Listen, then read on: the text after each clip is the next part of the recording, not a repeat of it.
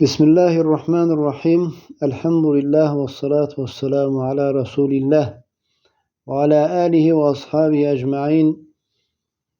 Şeyh öz kitabında yəqin barəsində belə buyurur. Deyir ki, yəqin barəsində buyuraraq deyir ki, nə vaxt ki qəlbə yəqin gedib çatır, yəni qəlbə yəqin çatır, qəlbə yəqin oturur, qəlb deyir nurla dolur.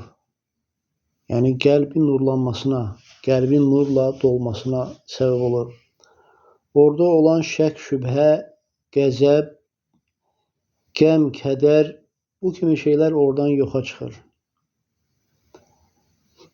Və qəlb Allaha olan sevgi ilə, Allahdan qorxu ilə, Allahdan razılıqla, Allaha şükürlə və Allaha təvəkkül etməklə, tövbə edib Allaha qayıtmaqla, bu kimi şeylərlə qəlb dolur.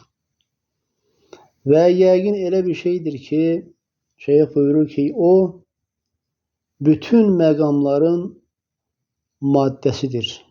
Yəni, bütün məqamlar şərəfli, yəni fəzilətli məqamlar, yəni bu kimi şeylərin maddəsidir. Qulluq məqamları və həmçinin o, səni o məqamlara aparan bir şeydir.